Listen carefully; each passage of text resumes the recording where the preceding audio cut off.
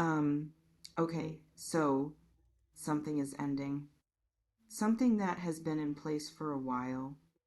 Something that both of you have been maintaining with effort, whether the effort felt like discipline or like holding your breath or like simply enduring the particular weight of silence between two people who feel something and have agreed explicitly or implicitly not to act on it.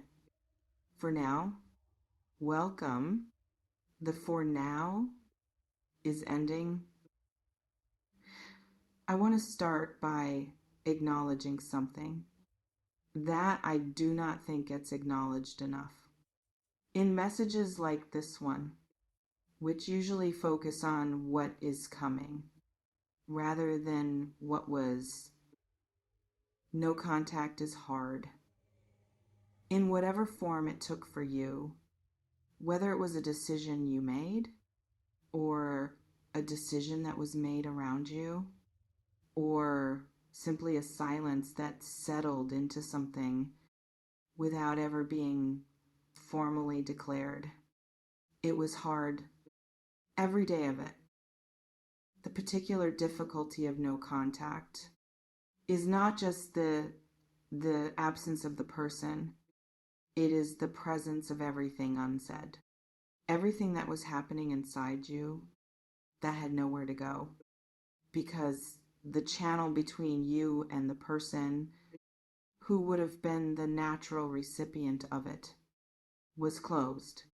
For whatever reason, for however long, you carried that, the unsaid, the unexpressed, the feelings that had to find somewhere else to live because they could not go where they belonged.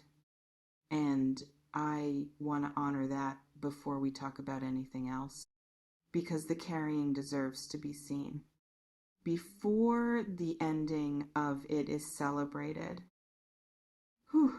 now let me tell you about what is happening on their side.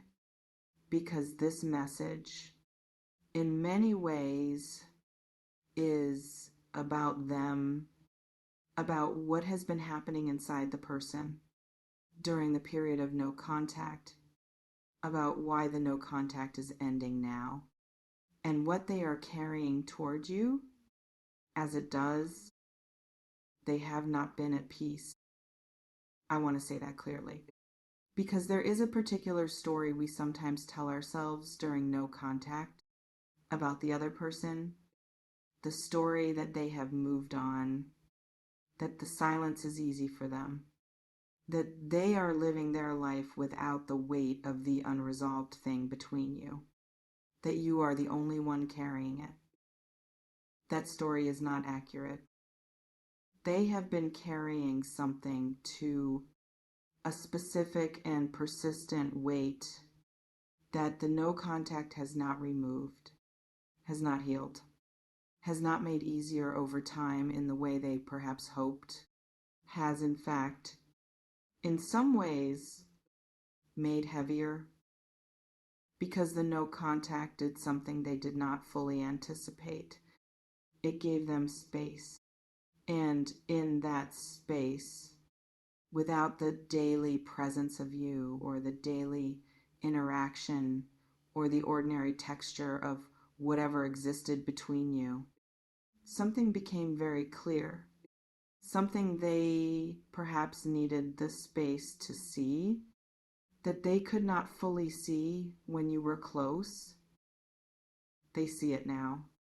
What they had, what they chose to step away from, or what circumstances stepped them away from. Whatever the reason for the no contact was, they now see the full weight of what it has cost. And they are not at peace with the cost. I want to tell you specifically what has been happening inside them during the silence because I think you deserve to know not as a way of managing your own feelings, but because understanding what has been happening on their side changes how you understand the reaching out that is coming and what it means when it arrives. In the early days of the no contact, they may have felt something like relief, not because they do not care, but because the complexity of what was between you was exhausting. And the absence of that complexity felt simpler for a time. But simple and good are not the same thing. And as the days extended into weeks, and the weeks into whatever length of time has passed, the simplicity stopped feeling like relief and started feeling like loss. The specific loss of you, of your particular presence, of the way things felt when you were available to each other, of the particular quality of connection that existed between you, and that they have been looking for the equivalent of in the space the no contact created, and not finding, because the equivalent does not exist. What existed between you was specific, and specific things cannot be replaced, only lost or reclaimed. They want to reclaim it. Now I want to talk about the breaking of the silence. The call or the text that is forming, because understanding what it is going to carry will help you receive it correctly when it arrives. The reaching out is going to carry everything that has accumulated during the silence, everything they could not say during the no contact, everything they held, that had nowhere to go. While the channel between you was closed, it is going to be in the subtext, if not in the text itself. The weight of all that accumulated, carried in whatever words they choose to open the conversation, which means even if the opening is simple, even if it is a hey, or a thinking of you, or something that reads as casual on the surface, what it carries underneath is not casual, not even slightly. What it carries underneath is the weight of everything that has been building on their side during all the time the silence held. Feel the weight of it when it arrives, not just the surface of it, the weight. I want to come back to you now, to your side of this, because I have been talking about them and what they have been carrying. But this message is ultimately about you and what you need to know before the silence breaks. I want to ask you something, and I want you to answer it honestly, with yourself, not with anyone else. Just with yourself. What do you actually want? When this call or text arrives, what do you want to happen? What does the part of you that does not perform its wanting for anyone, that simply knows what it knows, without apology, without qualification, what does that part want? I ask because the answer to that question should be what guides your response, not what seems wise from the outside, not what other people would advise, not what feels like the appropriate level of caution given the history, what you actually want. Because when the no contact breaks, there is often a tendency to respond from strategy rather than from truth, to play it correctly rather than to be honest, to protect yourself in the response. Before you have even fully assessed whether protection is necessary, I am asking you to try something different, to respond from truth, from what you actually want, from the most honest place in you, rather than from the most defended one. Now I want to speak about what the end of no contact requires of both of you, because an ending of silence does not automatically mean the thing that created the silence has been resolved. And I think you need to hold both of those truths at the same time. The truth of the reconnection forming and the truth of what caused the disconnect in the first place. The reaching out is meaningful. I have said that, and I mean it. It is not nothing. It is, in fact, quite significant for someone to break the silence, to override whatever kept them from reaching sooner, and say, with a call or a text, I am here. I want to be in contact again. But the reaching out by itself does not resolve the thing. It opens the door to resolution, which is different, and the difference matters. What you do with the reaching out, how you respond, what you are willing to discuss, what you require to be addressed before you fully open again, all of that is part of the resolution that the reaching out makes possible, but does not automatically produce. Hold both the warmth of the reconnection and the clarity about what the reconnection needs to include to be real and sustainable and different from what led to the silence in the first place. I want to speak to something specific about you in this moment before the silence breaks, because I think there is something you have been doing during the no contact that deserves to be named and honored. You have been growing, not just surviving the silence, actually growing in the way that people grow when they are forced to sit with themselves without the distraction of a connection that was consuming their energy.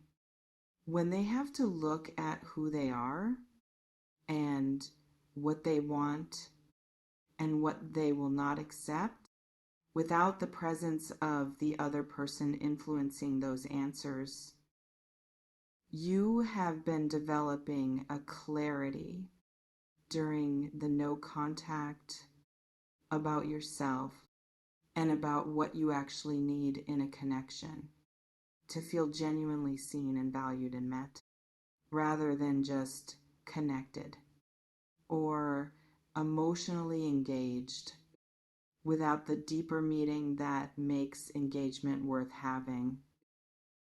That clarity is going to be one of the most valuable things you bring into the conversation that begins when the silence breaks, because it means the version of you that this person is reaching toward is not the same version that existed when the no contact began.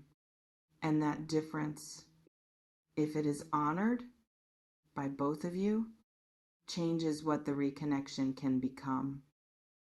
Whew. Let me tell you what to do. When the call comes, or the text arrives in practical terms, because I want to give you something concrete to hold. Do not respond immediately.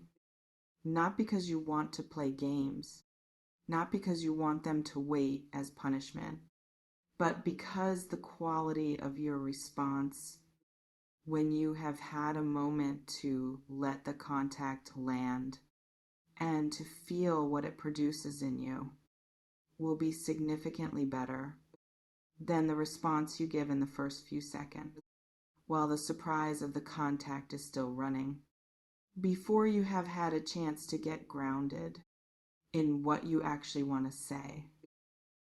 Give yourself a moment, a breath, a pause, and then respond from the most grounded version of yourself, not the most reactive, not the most offended, not the most eager either, the most grounded. And in that response, be honest about where you are, about what the contact brings up for you, about what you need the conversation that is beginning to include, if it is going to lead somewhere real rather than just somewhere comfortable, because you have been through too much during this silence. To return to comfortable without real, you have grown too much. To accept a reconnection that does not honor that growth. The no contact is ending. The silence is breaking.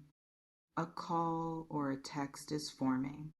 On the other side of this, with the weight of everything that has accumulated during the silence and the intention of something that the person sending it has been building toward for however long the silence has lasted, you do not have to decide right now what it means or what you are going to do with it or where it leads. You only have to be ready to receive it. When it arrives, with the full version of yourself present, the version that grew during the silence, that knows more than it did before about what it wants and what it deserves and what it will and will not accept. The silence is ending. And what begins after the silence is shaped by everything that happened inside the silence, on both sides, including the growth that happened in you while you were carrying the weight of the unsaid, and the clarity that arrived while you were living inside the space the silence created. Bring that into the conversation. All of it, because the version of this connection that is now possible is shaped by who both of you have become during the silence, and what you have become is ready for something better than what existed before the silence began. Get ready. The call or the text is coming, and you are more than ready for it.